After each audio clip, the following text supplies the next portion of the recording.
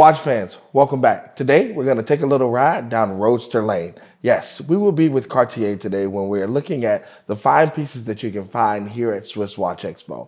But this one's going to be a little bit different.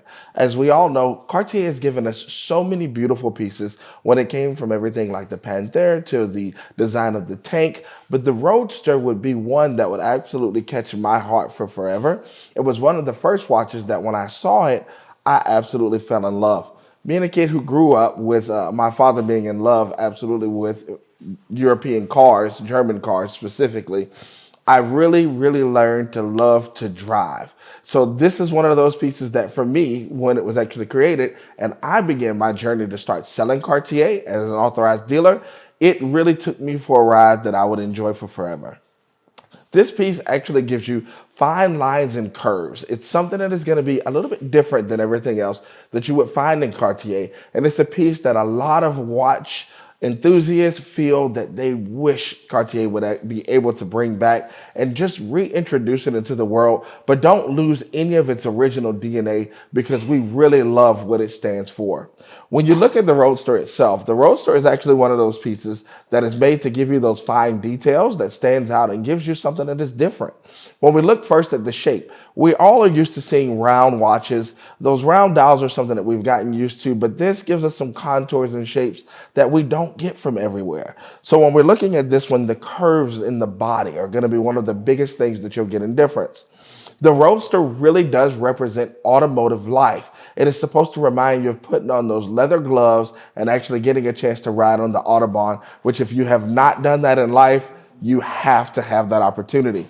Now, this particular one is actually going to be one that you'll hear some people say iced out, or that this one is going to be diamond flooded. Those are all going to be more urban terms for what this watch truly is. You have a lot of watchmakers who try to re-implicate what Cartier has actually already done. When I began my career in 2005 selling Cartier, this is one of the pieces that we were actually able to special order from the factory, but it was special order only, and it was not something that you could get at every store. For this particular piece, this one is not going to be iced out or the diamonds added to it. This is all factory. When you have factory, it means that you can actually do more things with the watch and you don't have to worry about the water resistance as much. So each diamond is actually going to be inlaid and hand set to give you the perfect piece of perfection. The diamonds themselves, these are going to be VS1 to VVS2, and they're going to be FG in color, or as you would hear most people say in the past, top Wesselton. That's just a term that tells you exactly what the diamond quality would be without you ever having to look it up or try to figure out what it is. What it basically means is that the diamonds themselves, when you look at them, you won't see any inclusions with your natural eye or imperfections with your natural eye. You're going to have to look a little bit deeper at 10 times the human eye to 30 times the human eye to find anything in those diamonds, which means that they're also going to be clear. They're going to give you something that is going to give you a lot of fire and brilliance. And that's something that we want when we're looking at a watch of this caliber and this detail. You still get all the original lines that you would get in a Roadster, so they did not take those out when it actually came to the design of inlaying the diamonds, and you still get those fine headlight and bumper features and details. A lot of people don't know that the Cyclops lens, or the lens that you see there, which is not Cyclops, but it's actually going to be that. It does give that personal magnification to the watch.